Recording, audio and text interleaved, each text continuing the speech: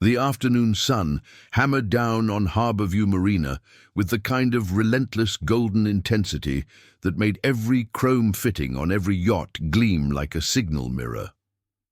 Lieutenant Sarah Collins adjusted her sunglasses and felt the heat radiating up from the wooden planks of the dock through the soles of her tactical boots. Beside her, K-9 Max padded forward with his characteristic silent gait, his tan and black coat rippling over muscles coiled tight beneath the surface. The Belgian Malinois kept his head low, nose working the salt-tinged air that drifted in from the water. Harborview was not their usual territory. The marina catered to a clientele whose net worth exceeded the annual budget of most police precincts, and the security here was handled by private firms with gleaming badges and pressed uniforms that had never seen a real altercation. But tonight, the marina would host a charity gala benefiting the Atlanta Children's Hospital Foundation, and the guest list included a sitting senator, 2 tech billionaires, and enough old money to make the Secret Service request additional local support. Sarah had been assigned to conduct a preliminary sweep with Max, bomb detection, contraband screening, the standard protocol for high-profile events. She had done dozens of these over the years and expected nothing more than a tedious afternoon of walking past expensive boats while their owners sipped champagne and pretended she was invisible. The marina stretched out before her in a geometric pattern of floating docks and permanent piers. Vessels ranged from sleek 40-foot sailboats to massive motor yachts that looked more like floating mansions. The largest of these dominated the far end of the marina, a gleaming white behemoth with 3 decks and a helicopter pad on the stern. The name painted in elegant gold script across the hull read Sovereign Dream. Sarah started the sweep at the marina entrance, working her way methodically down each dock. Max moved with quiet efficiency, his nose sampling the air in quick bursts, his ears rotating like radar dishes to track every sound.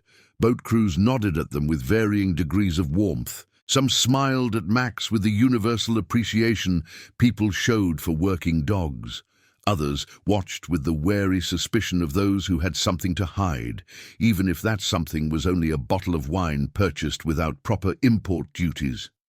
The first hour passed without incident. Max alerted twice, both times on residual traces of marijuana that had probably been smoked weeks ago by guests who were long gone. Sarah made notes but did not pursue further action. They were here for serious threats, not recreational infractions. The sun had begun its slow descent toward the western horizon when they reached the outer pier where the Sovereign Dream was moored. The yacht was even more impressive up close, easily 200 feet of naval architecture that represented more money than Sarah would earn in 10 lifetimes. A uniformed crew member stood at the gangway, a young man with a tablet computer who tracked their approach with poorly concealed nervousness. Sarah was about to announce herself when Max stopped. The Belgian Malinois froze mid-stride, his entire body going rigid. His head dropped, nose pointing down toward the dark water between the pier and the yacht's hull. His ears locked forward. A low sound emerged from his chest, not quite a growl, but something deeper, more primal. A warning. Sarah had worked with Max for 4 years. She knew every signal in his repertoire, every subtle variation in his body language that communicated what his nose was telling him. This was not a drug alert. This was not an explosives detection. This was something else entirely. She dropped to one knee beside him, her hand finding the familiar spot between his shoulder blades. Max did not acknowledge her touch. His focus remained absolute, drilling down into the murky water with an intensity that made the hair on Sarah's arms stand up despite the heat. The crew member from the Sovereign Dream had started toward them, tablet clutched to his chest. Sarah held up her free hand without looking at him. "Do not approach." She pulled her radio from her belt and keyed the channel for dispatch. "This is K-9 Unit 7, Lieutenant Collins. I need a dive team at Harborview Marina, Outer Pier, berth 47. Possible submerged evidence. Priority response, the dispatcher acknowledged, her professional tone betraying none of the curiosity she must have felt. Sarah clipped the radio back to her belt and studied the water. The surface was dark, reflecting the late afternoon sky in ripples, disturbed by the gentle movement of the yacht against its mooring lines. Whatever Max had detected was invisible from above. Behind her, she heard footsteps on the dock. Multiple sets, moving fast. She turned to see two men in the slate-grey uniforms of Harborview security approaching, their expressions a mixture of confusion and territorial irritation. The older of the two, a heavy-set man with a shaved head and a name tag reading Patterson, stopped a few feet away. "Lieutenant, is there a problem here?" Sarah stood, keeping one hand on Max's harness. "Waiting on a dive team. My dog alerted on something in the water." Patterson exchanged a glance with his partner, a younger man with the build of a former athlete going soft. "Alerted on what, exactly?" "That is what the divers will determine." Patterson's jaw tightened. "This is a private marina. We have protocols for this kind of thing. If there is an issue, our own security should handle the initial assessment." Sarah met his gaze without blinking. "Your protocols do not supersede Atlanta PD authority when a K-9 unit makes a detection alert. The dive team is already en route. You are welcome to observe." The standoff lasted another few seconds before Patterson relented with a curt nod. He pulled his own radio and began speaking in low tones, presumably alerting his superiors that the police were about to turn their pristine marina into a crime scene. The dive team arrived in 23 minutes. A van pulling up to the marina entrance and disgorging 4 officers in wetsuits carrying equipment bags. Sarah briefed them quickly, pointing to the spot where Max had focused his attention.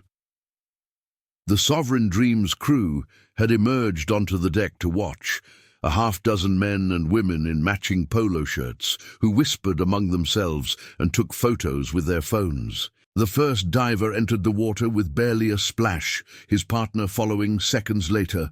Sarah watched their bubbles track across the surface as they descended into the murky depths. Max remained at her side. His earlier rigidity softened now, but his attention still fixed on the water. 3 minutes passed. 5. The bubbles had moved toward the hull of the yacht, then underneath it, disappearing from view. Then one of the divers surfaced. He ripped the regulator from his mouth, and even from 20 feet away, Sarah could see that his face had gone pale. "We need more units," he called up. His voice cracked on the last word. "A lot more units." The next 2 hours transformed Harborview Marina into something out of a nightmare. Yellow crime scene tape went up around the entire outer pier. Additional dive teams arrived, along with the medical examiner, homicide detectives, and a mobile command unit that parked on the access road with its satellite dishes extending toward the darkening sky. Sarah stood at the edge of the dock, Max pressed against her leg, and watched them bring up the bodies.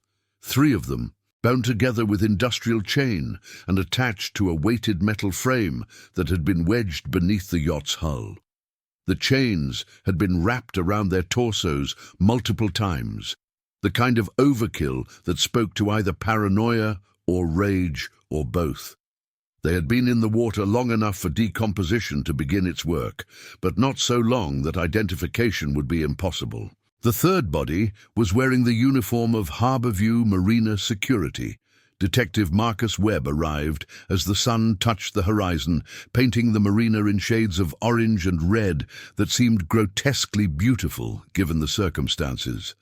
He was a lean man in his early 50s, with graying temples and eyes that had seen too much to be surprised by anything anymore. He found Sarah near the command unit, reviewing her initial report. "Your dog found them," he said, "not a question. He alerted on the location. The divers found them." Webb nodded, his gaze tracking to where the medical examiner's team was loading the third body bag into a waiting van. One of them was their own, security guard named Thomas Reeves. 26 years old, worked here for 2 years. His supervisor says he was a good kid, reliable. What about the other two?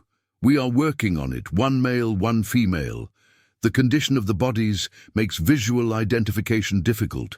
We will need dental records or DNA. Sarah looked out at the sovereign dream. The yacht sat motionless at its berth, looking somehow sinister now despite its pristine white exterior. The crew had been cleared from the deck and were being questioned in the marina's main building. Who owns that boat? Webb followed her gaze.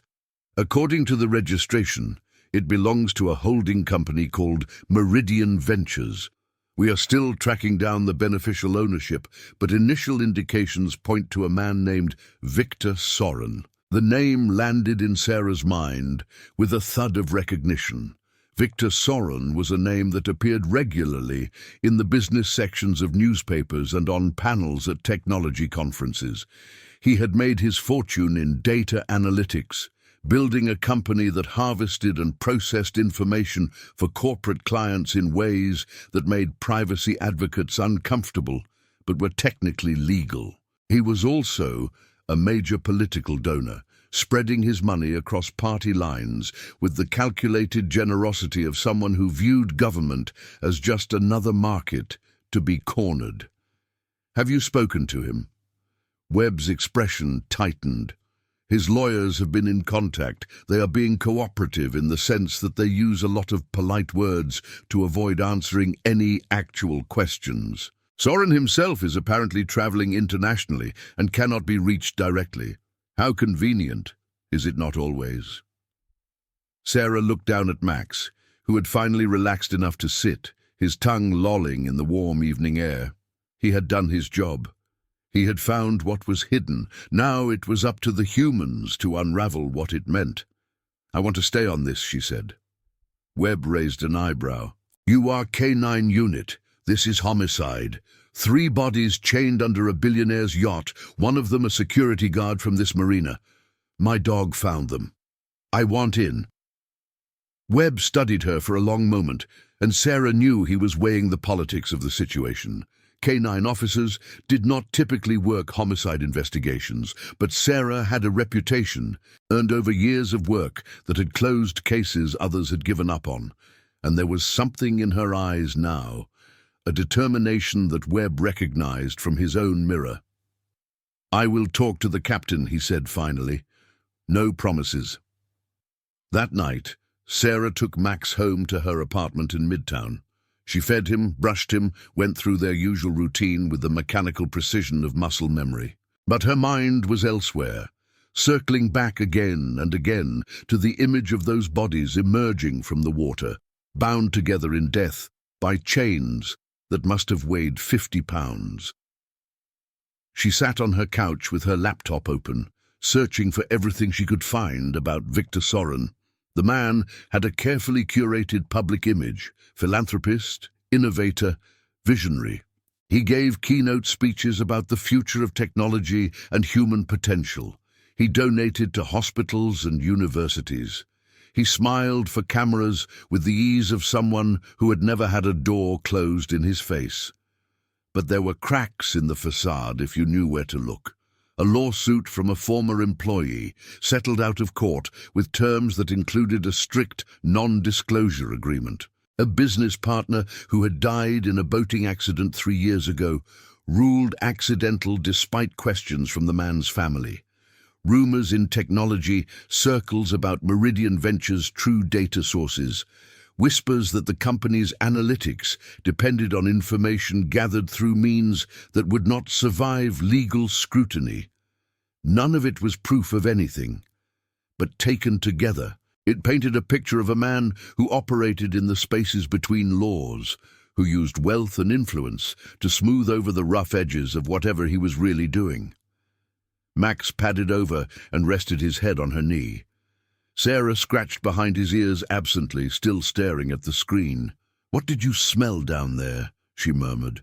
What were they trying to hide? Max had no answer, of course. But his presence was a comfort, a reminder that she was not alone in this. Whatever darkness she was about to walk into, he would be walking beside her. The next morning, Captain Rodriguez called Sarah into his office. He was a stocky man with a precisely trimmed moustache and the perpetually exhausted expression of someone who spent more time managing bureaucracy than fighting crime. Webb was already there, leaning against the wall with his arms crossed. "Detective Webb has made a request," Rodriguez said, gesturing for Sarah to sit. "He wants you attached to his investigation as a liaison from the K-9 unit.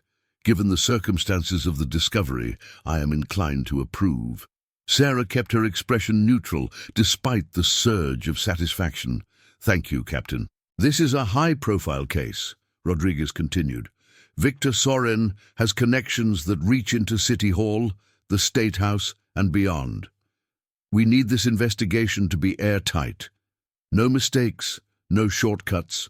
Nothing that his lawyers can use to muddy the waters. Understood?" Rodriguez's eyes bored into hers. "I mean it, Collins. By the book. If we build a case against this man, it needs to be bulletproof."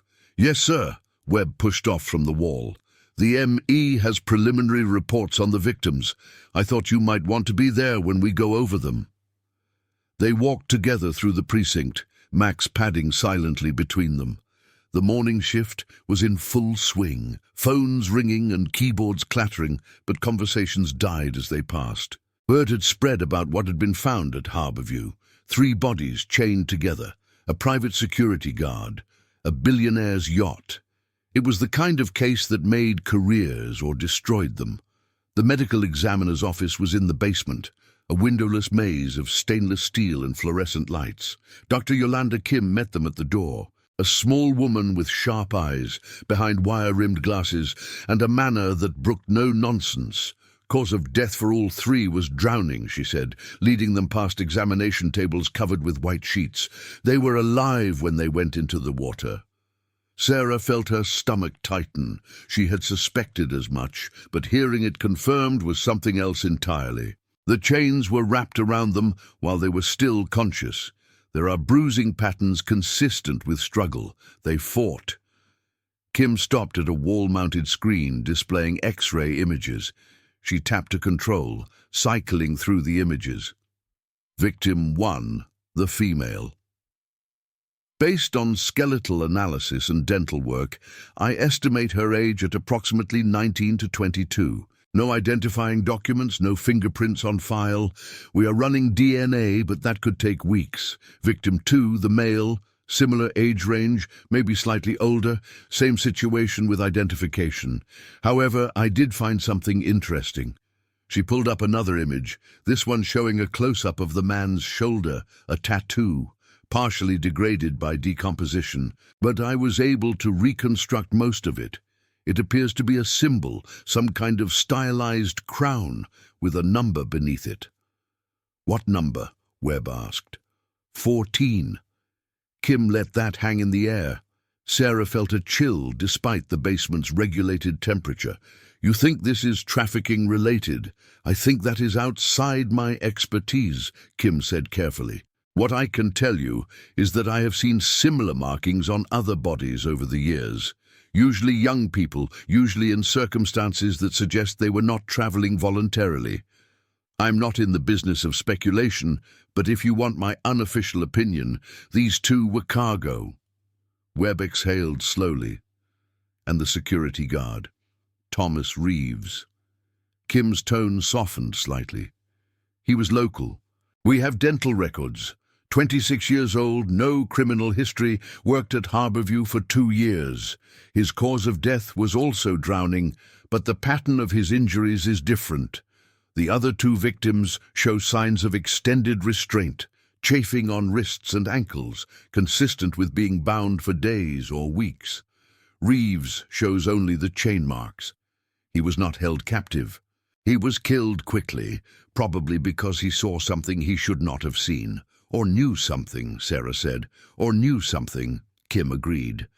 They left the medical examiner's office with more questions than answers. Webb drove them to Harborview Marina, where a uniformed officer still stood guard at the entrance to the outer pier. The sovereign dream remained at its birth, but the yacht was quiet.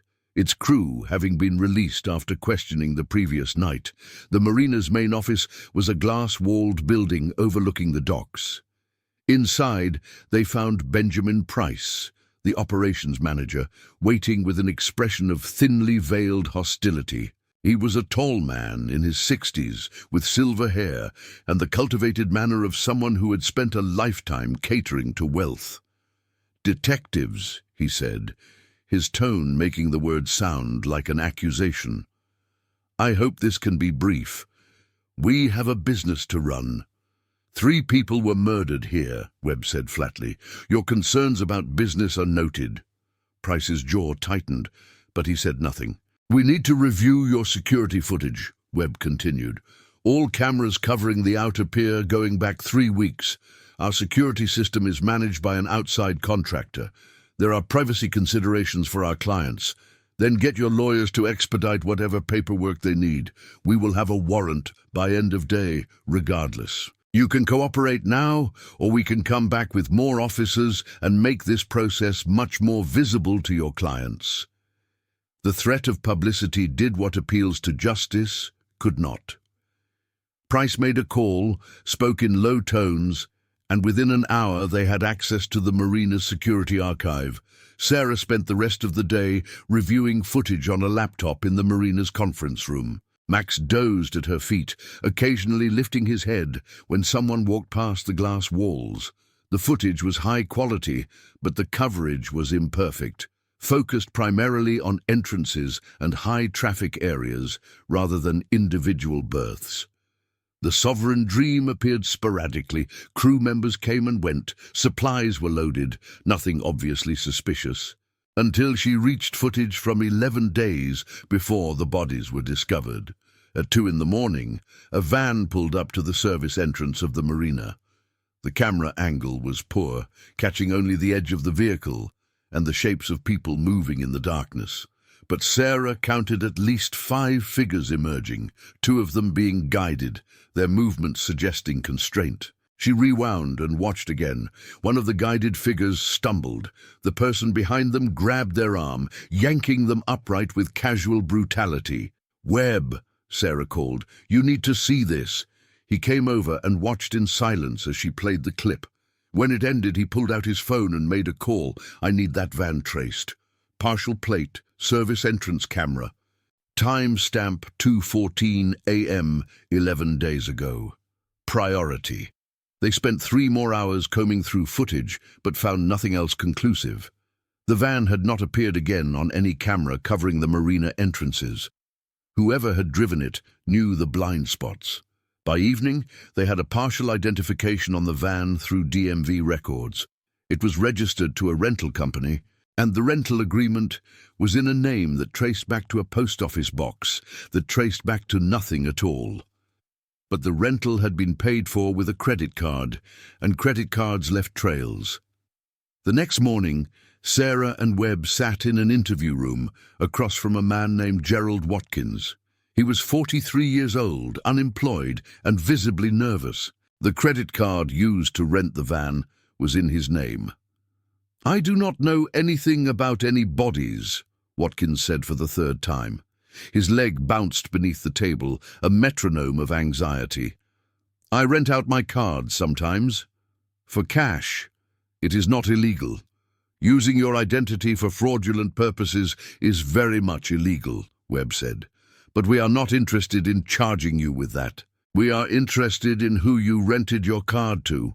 Watkins licked his lips. "If I talk, I need protection. These are not people you mess with." "Who are they, Gerald?" A long pause.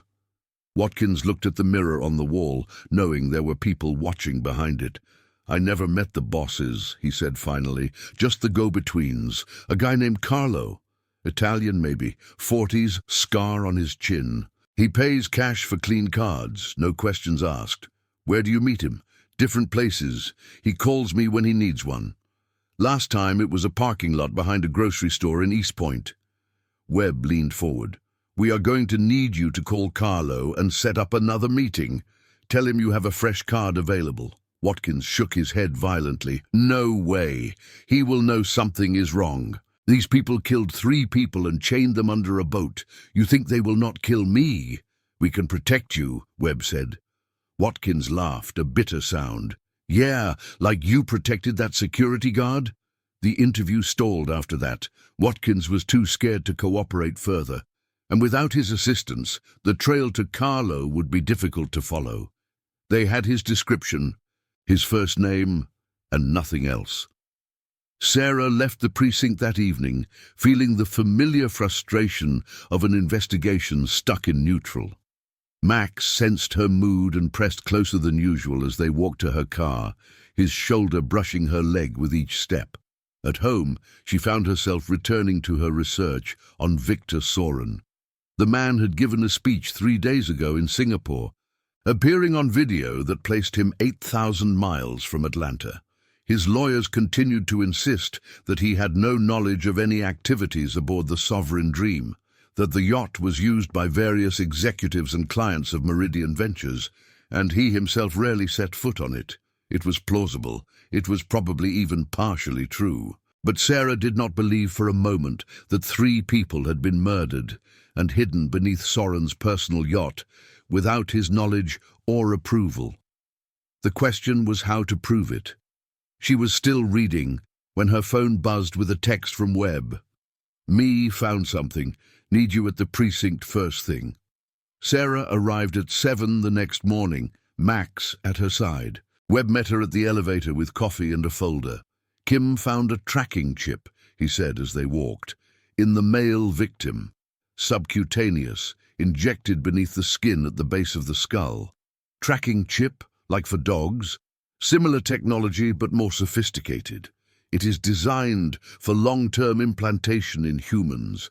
Kim says she has only seen a few of these, and every time it has been connected to trafficking operations. Sarah processed this as they entered the conference room where the case materials were spread across a long table. A trafficking chip. Someone had wanted to track that young man, like property, like livestock. Can we trace the chip? Webb shook his head. It is not transmitting anymore. Either the battery died or someone deactivated it remotely. But we did find a manufacturer's mark. The chip was made by a company called BioTrack Systems. Sarah felt a cold certainty settle in her chest. And let me guess, BioTrack Systems has a connection to Victor Soren, subsidiary of Meridian Ventures, acquired 4 years ago. Officially, they make tracking chips for luxury pets and livestock. Unofficially, they help traffickers keep tabs on their victims. Webb nodded. We have enough for a warrant now. Not for Soren directly, but for BioTrack's records. If we can prove those chips were used for trafficking, we can start building a case that connects back to Meridian and eventually to Soren himself. The warrant came through by noon. Sarah accompanied the team that served it at BioTrack's headquarters, a sleek office building in Buckhead that looked more like a tech startup than a company potentially involved in human trafficking. Max was not technically necessary for the operation, but Sarah had learned to trust his instincts in ways that went beyond his official training. The company's CEO, a woman named Amanda Torres, met them with a team of lawyers and an expression of offended innocence. She cooperated fully, she said. She had nothing to hide, she said, but something about her eyes, the way they tracked Max's movements with barely concealed unease, told Sarah otherwise. They seized computers, files, shipping records. The forensic accountants would take weeks to go through everything. But Sarah noticed something as they were leaving. A hallway that the employees seemed to avoid, a door marked with a keypad lock that Torres had not offered to open. What is behind that door? Sarah asked. Torres smiled thinly. Server room. Very boring, I assure you. Just hardware. Max's ears had perked up when they passed the door. It was subtle, the kind of thing most people would not notice. But Sarah noticed.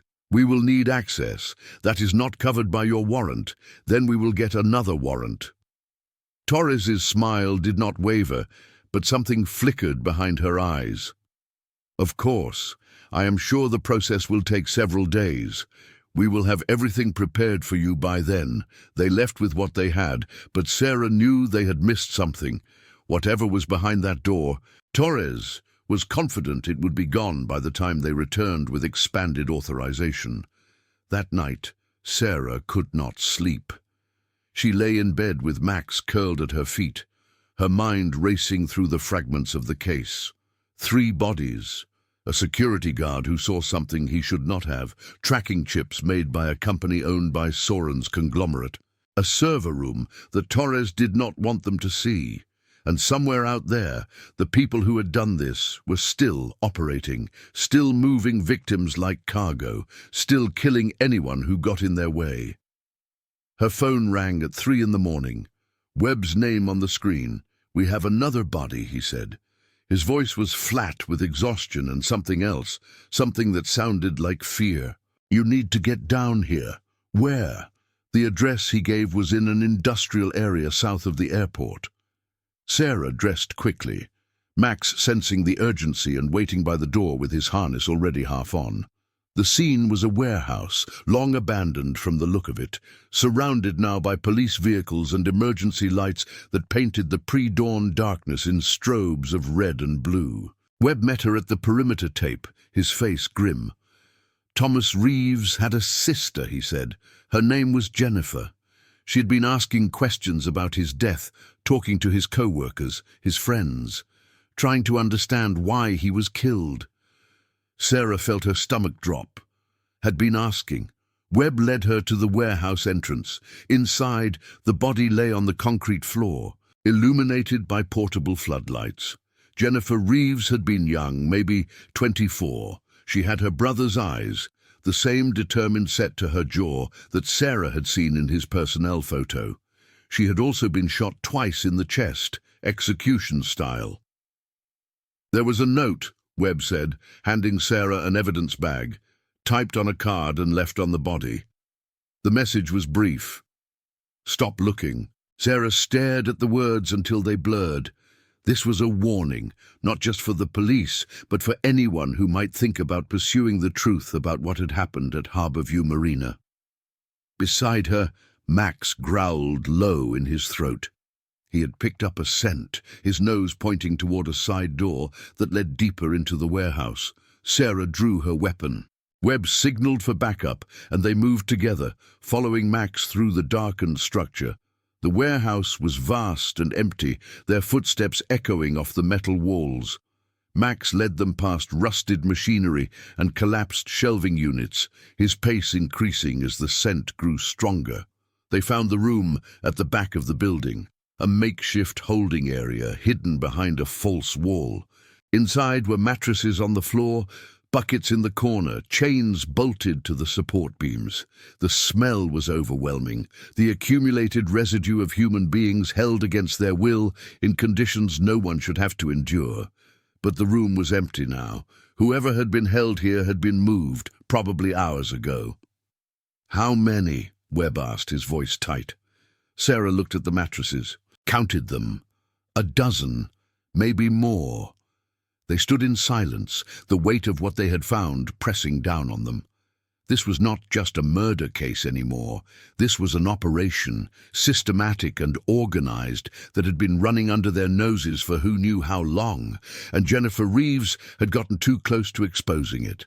The next few days were a blur of activity. The warehouse became the center of an expanded investigation that now included the FBI's human trafficking task force. Forensic teams processed every inch of the space, finding DNA from at least 18 different individuals who had been held there at various times. Most of them remained unidentified. Sarah threw herself into the work, running down leads and interviewing potential witnesses, always with Max at her side. The Belgian Malinois seemed to understand the urgency, his usual playfulness replaced by a focused intensity that matched her own. The breakthrough came from an unexpected source. One of Thomas Reeves's co-workers at Harborview, a woman named Maria Santos, had been reluctant to speak with police initially, but after Jennifer's murder, she sought Sarah out. "Tommy told me things," she said, her voice barely above a whisper. They met at a coffee shop in Little 5 Points, Sarah having chosen the location for its anonymity. He said he had found something in the security logs, something about the sovereign dream. What kind of something? Discrepancies, arrivals and departures that did not match the official records. People coming aboard who were never registered as guests or crew. Do you know who these people were? Maria shook her head. Tommy was going to report it to Patterson, the security supervisor. But before he could, she trailed off, unable to finish. Sarah leaned forward. Patterson. What do you know about him? He has worked at Harborview for 15 years. He knows everything that happens at that marina. And he is very close to the ownership, the people who bring in the big yachts, like the Sovereign Dream. Close how? Maria looked around nervously. There are rumors that Patterson gets paid extra to look the other way when certain things happen, that he knows which cameras have blind spots because he helped create them. Sarah felt the pieces clicking into place. Patterson had been at the scene when Max alerted on the bodies. He had tried to assert his authority, to slow down the investigation. At the time, it had seemed like territorial posturing. Now it looked like something more calculated. I need you to write down everything Tommy told you, Sarah said. Every detail you can remember. Maria hesitated. If they find out I talked to you, we will protect you, I promise. It was a promise Sarah hoped she could keep. That evening, Sarah briefed Webb and the rest of the task force on what Maria had revealed. Patterson became a person of interest, his financials subpoenaed and his movements tracked. Within 48 hours, they had enough to bring him in. The interrogation lasted 6 hours. Patterson was a professional, schooled in how to deflect and obfuscate, but the evidence was overwhelming. Unexplained deposits totaling over $300,000, phone records showing contact with burner numbers linked to the rental van, and eventually, faced with the prospect of spending the rest of his life in prison, he broke. I never touched anyone, he said, his composure finally crumbling. I just made sure the cameras were not looking. That is all. Who told you to do that? A long pause. The lights of the interrogation room flickered briefly, then steadied. His name is Mikhail. I do not know his last name. He works for Soren's people, handles the logistics for special cargo. He calls me when a shipment is coming through and tells me what to do. What kind of shipment? Patterson looked at the table. His voice dropped to a whisper. People, young people mostly. They bring them in on the yacht, keep them below deck, then they move them somewhere else. I do not know where. And Thomas Reeves. Patterson flinched. That was not supposed to happen. Tommy found one of them, a girl who had gotten loose somehow. She was hiding in the supply closet near the dock. Tommy found her, and she told him everything. Sarah felt cold fury building in her chest. So you killed him. Not me. Patterson looked up, his eyes wet. Mikhail's people. I told them what Tommy knew, and they handled it. They said they would just scare him, make him keep quiet. I did not know they were going to. You knew, Sarah said, her voice flat. You knew exactly what would happen when you made that call. Patterson had no response to that. The interrogation yielded 3 critical pieces of information. First, the identity of Mikhail Voronov, a Russian national with a long history in organized crime who had somehow obtained a work visa through a shell company connected to Meridian Ventures. Second, the location of a second holding facility, this one in an industrial park near the port. Third, confirmation that Victor Soren was aware of and directly profited from the trafficking operation. That last piece was the key. Patterson had once overheard a phone conversation between Mikhail and someone else, a voice he recognized from news footage as Soren himself. The topic had been pricing, how much each person was worth on the open market. The raid on the second holding facility was planned for dawn 3 days later. Sarah was part of the tactical team, Max wearing his protective vest and moving with the coiled energy of a dog who sensed violence on the horizon. They hit the building fast and hard, breaching multiple entry points simultaneously. The opposition was more organized than expected, armed guards who fought back until overwhelming force convinced them to surrender. When the shooting stopped and the smoke cleared, they found 12 people locked in the basement. 12 human beings, ranging in age from 16 to 25, who had been waiting to be sold. Sarah was the first through the basement door, Max rushing past her to clear the space. The victims cowered at first, terrified by the sudden appearance of armed officers and a barking dog. But Max, sensing their fear, did something unexpected. He stopped barking and lay down, lowering his head and letting out a soft whine that seemed to say, "You are safe now." One of the younger victims, a girl who looked barely 16, reached out a trembling hand and touched Max's head. She began to cry. The next 2 weeks were a whirlwind of arrests and interrogations. Mikhail Voronov was captured trying to flee the country through a private airfield. He proved more cooperative than expected, presumably because he knew the consequences of returning to Russia, having failed his employers. His testimony connected Viktor Sorin to the trafficking operation in ways that even the best lawyers could not explain away. Financial records, phone calls, a video conference where Sorin had personally approved the disposal of a victim who had become unmanageable. The warrant for Sorin's arrest was issued on a Tuesday morning. Sarah watched the news coverage from the precinct break room, Max dozing at her feet as federal agents escorted the billionaire from his penthouse apartment in handcuffs. He was composed, she noticed, his expression betraying nothing. He believed he could beat this. His lawyers would find technicalities. His money would smooth things over. But the evidence was too strong, the victims' testimonies too damning, and the tracking chips found in their bodies too directly linked to his company to be explained away. The trial lasted 3 months. Sarah testified twice, once about the discovery of the bodies at Harborview and once about the investigation that followed. She kept her composure on the stand, presenting the facts in the methodical manner she had learned over years of court appearances. Max was not allowed in the courtroom, of course, but he was waiting outside each day, his tail wagging when Sarah emerged, ready to remind her that there was still good in the world.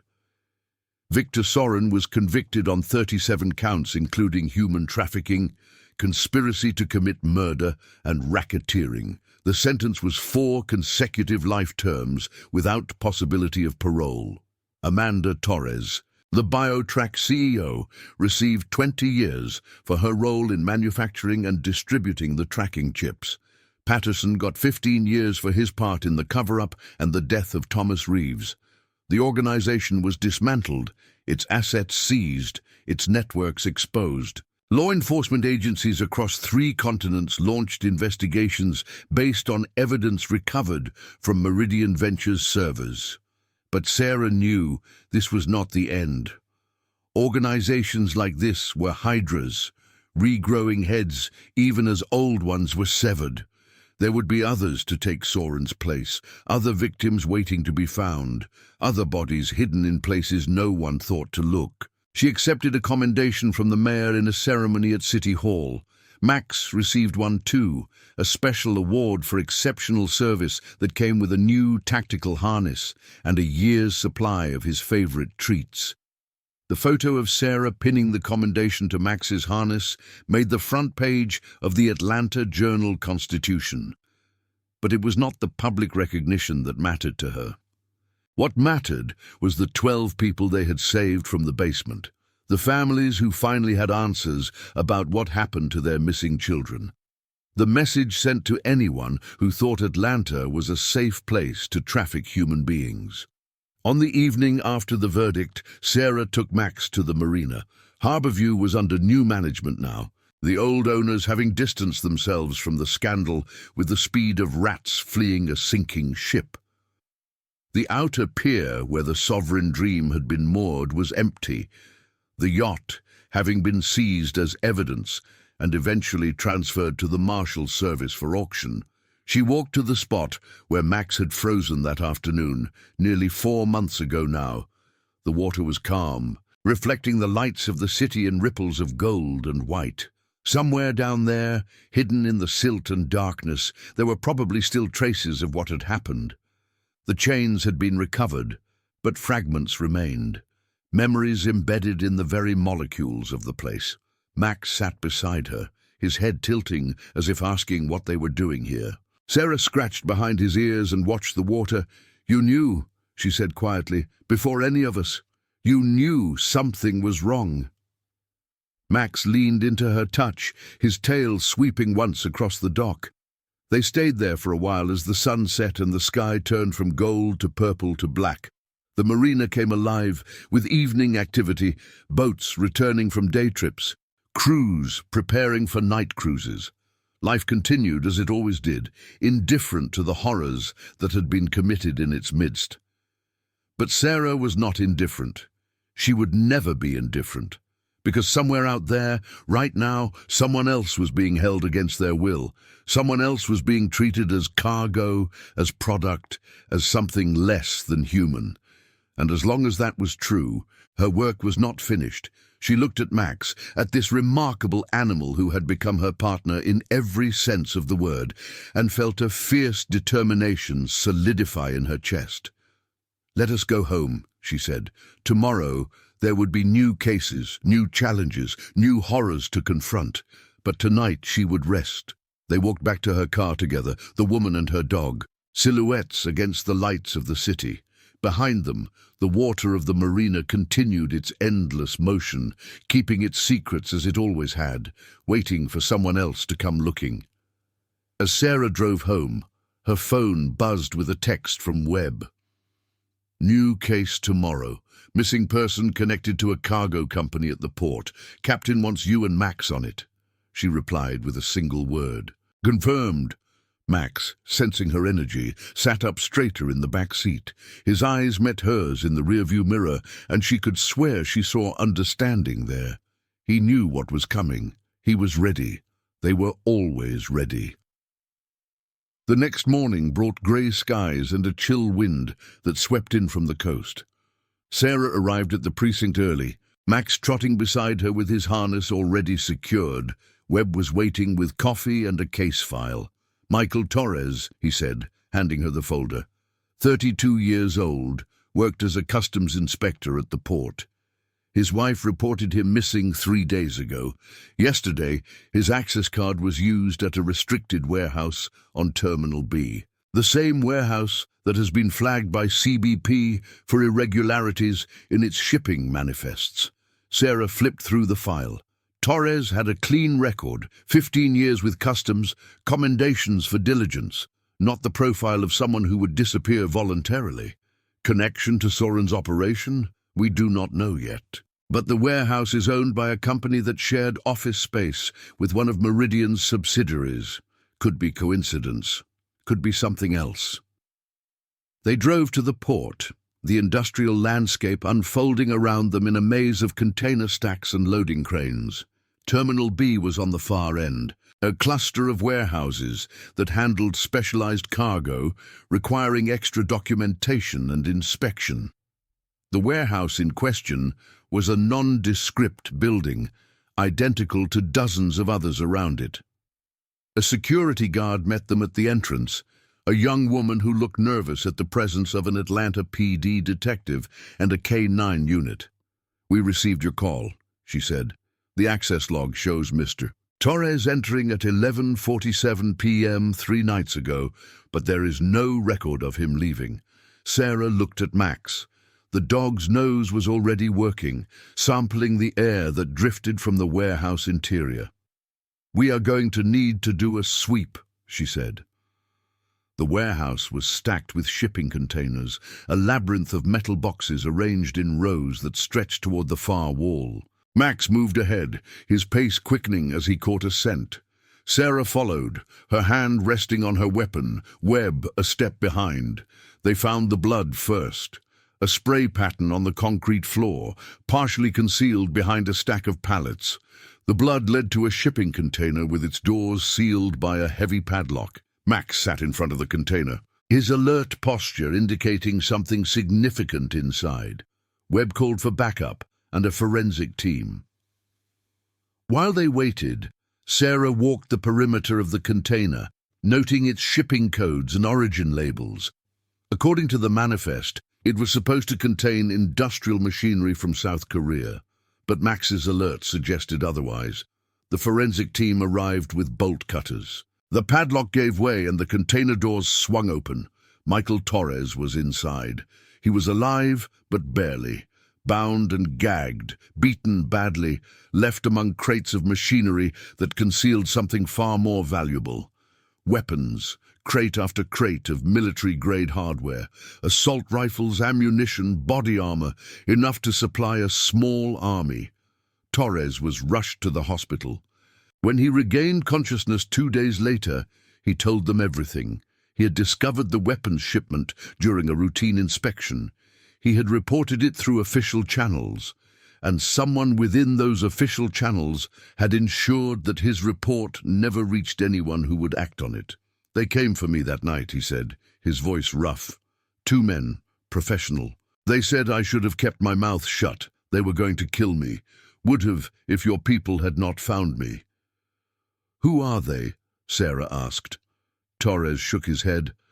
"I do not know their names, but one of them made a phone call while they were working on me. He said something about the supply chain continuing, that Soren being arrested had not changed the fundamentals." Sarah felt a chill that had nothing to do with the hospital's air conditioning. Soren was in prison, awaiting sentencing. His organization had been dismantled, but the supply chain continued. Someone else had picked up where he left off. The investigation expanded again, pulling in resources from federal agencies and international partners. The weapons shipment was traced to a network that extended from Eastern Europe through Africa and into Southeast Asia. It was not directly connected to human trafficking, but it used the same infrastructure, the same shell companies, the same blind spots in port security. And at the center of it all was a name that kept appearing in encrypted communications, a name that sent analysts scrambling to update their threat assessments. Constantine, no last name, no photo, no confirmed location. But Constantine seemed to be the architect of an operation that made Victor Soren look like a small-time operator. Sarah spent weeks following leads that went nowhere. Constantine was a ghost, protected by layers of intermediaries and cutouts that made it impossible to establish direct connections. Every time they got close, the trail went cold. But then Max found something. They were conducting a routine sweep of a storage facility that had been flagged as a potential weapons cache when Max deviated from his pattern. Instead of continuing along the predetermined route, he veered toward a maintenance closet that was not on the facility plans. Sarah followed his lead. The closet was small, unremarkable, containing cleaning supplies and spare equipment, but Max ignored all of that, focusing on a section of floor where the concrete seemed slightly newer than its surroundings. 45 minutes later, a construction crew had excavated a hidden compartment beneath the floor. Inside was a server still running, connected to a satellite uplink that had been camouflaged as a ventilation duct. The server contained communications records going back 3 years, encrypted but not unbreakable, and somewhere in those records was the key to finding Constantine. The decryption took 2 months. Sarah spent that time working other cases, maintaining her routine, trying not to think about what might be waiting in those files. But she thought about it constantly, dreamed about it, woke in the middle of the night certain that she was missing something obvious. When the call finally came, she was in the middle of a training exercise with Max. She stepped away to answer, her heart pounding. "We found him," Webb said. Or at least we found where he is going to be. The briefing laid out an operation that would span 3 countries and involve dozens of law enforcement agencies. Konstantin was scheduled to attend a meeting in 4 days, a summit of criminal leadership that would take place aboard a private vessel in international waters off the coast of Bermuda. The plan was to intercept him before he reached the meeting, capture him on American soil where he could be prosecuted under American law. Sarah was not technically required for the operation. Her role had been investigative, not tactical. But when the tactical team lead requested a K-9 unit for the final phase, she volunteered without hesitation. Max had started this. It seemed right that he should be there at the end. The private airfield was in South Georgia, a rural strip of asphalt surrounded by pine forests that existed primarily to serve wealthy clients who valued discretion. Konstantin was scheduled to arrive by car, transfer to a waiting jet, and disappear into the jurisdictional void of international airspace. They set up before dawn, tactical teams positioned at every possible exit point. Sarah and Max waited near the hangar, ready to deploy once the target was contained. The convoy arrived at 7:33 a.m. 3 vehicles, black SUVs with tinted windows. They pulled onto the tarmac and stopped near the waiting aircraft. Konstantin emerged from the middle vehicle. He was smaller than Sarah had expected. A compact man in an expensive suit who moved with the careful economy of someone who had survived many attempts on his life. He was flanked by bodyguards, professional and alert, their eyes scanning the environment for threats. They did not see the snipers in the tree line. They did not see the tactical team hidden behind the hangar. They did not see Sarah and Max crouched in the shadows, waiting for the signal. When the signal came, everything happened fast. Flash grenades, shouted commands, bodyguards dropping as non-lethal rounds struck them in rapid succession. Konstantin trying to run, getting 3 steps before a tactical officer brought him down. Sarah moved forward, Max at her side, as the chaos resolved into controlled apprehension. Konstantin was on the ground, hands being secured behind his back, his face pressed into the concrete. He looked up as Sarah approached. His eyes found Max, and something flickered across his features. Recognition. Hatred. "The dog," he said, his accent thick. "The dog that found my people at the marina." "Your people," Sarah replied, 3 of them, chained together and left to drown. Konstantin smiled, and there was no humanity in it. "Casualties of business. There will be more. There are always more. Not from you." They loaded him into a waiting vehicle, surrounded by enough firepower to deter any rescue attempt. Sarah watched the convoy disappear down the access road, carrying the man who had ordered dozens of deaths and profited from hundreds of ruined lives. Max pressed against her leg, his warmth a comfort in the cool morning air. It was over, at least this part of it. The trial of Konstantin Reznikov, as his full name turned out to be, lasted even longer than Soren's.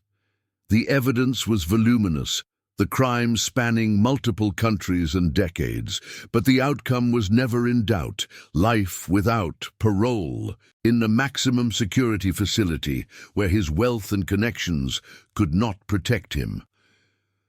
Sarah watched the verdict from her apartment, Max asleep on the couch beside her.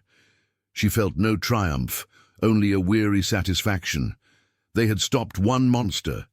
But there were others out there, always others, perpetuating cycles of cruelty that seemed as old as humanity itself. Her phone rang. Webb again. "There is a ceremony next week," he said.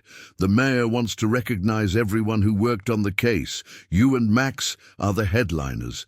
I will be there." A pause. "How are you doing, Collins?" "Really?" Sarah looked at Max, at his peaceful face, at the slight twitch of his paws as he dreamed of chasing something through an endless field. "I am okay," she said, "ready for the next one." And there would be a next one. There always was. But for now, in this moment, she allowed herself to rest, to be grateful for the partner beside her, for the work they had done together, for the lives they had saved, and the justice they had won.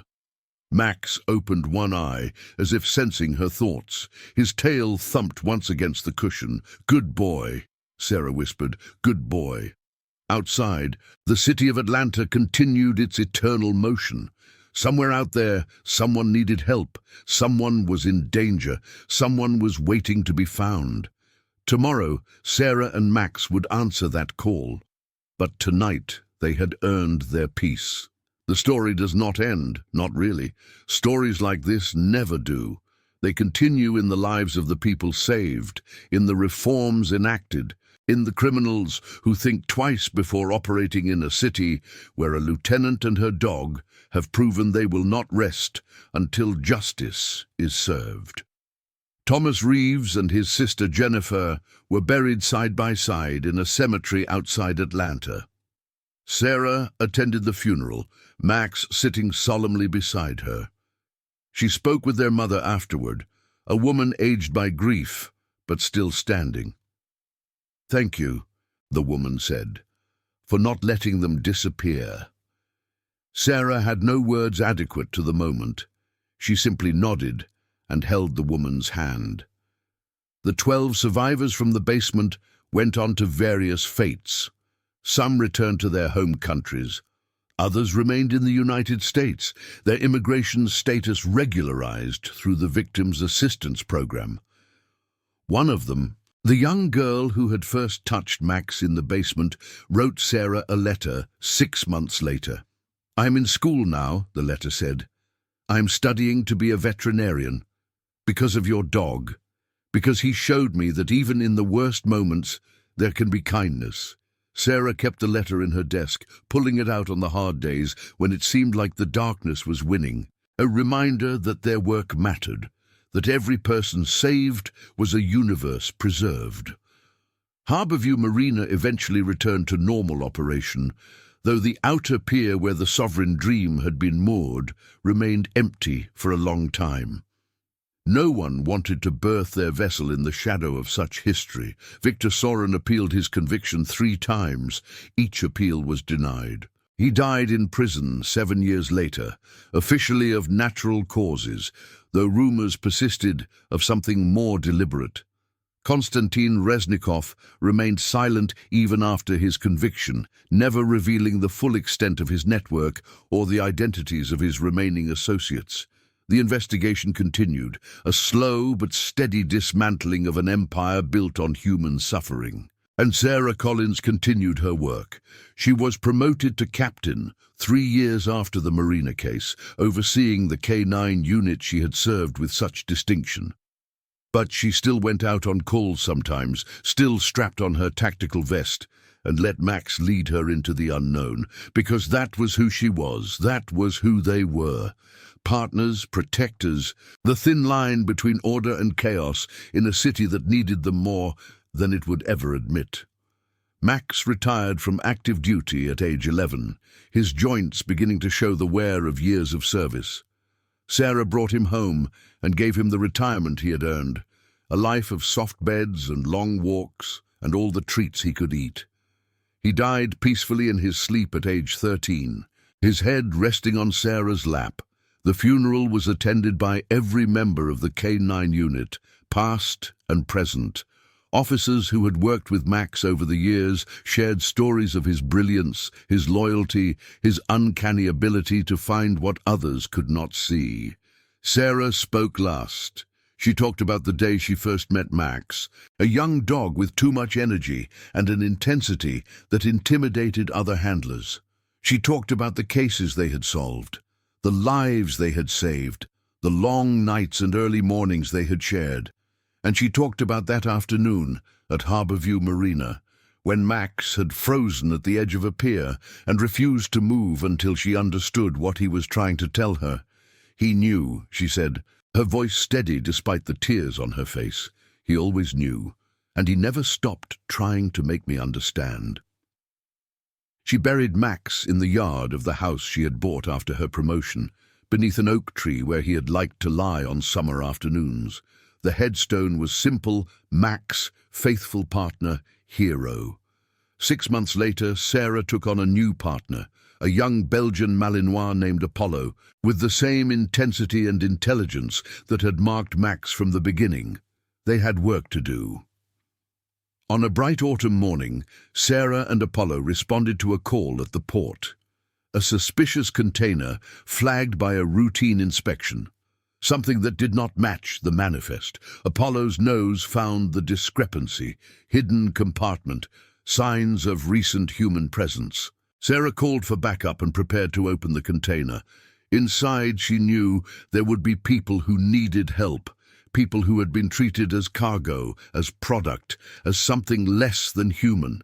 She would find them, she would save them, and she would make sure that whoever was responsible faced justice, because that was the promise she had made, standing at the edge of a pier with Max at her side, a promise she intended to keep always.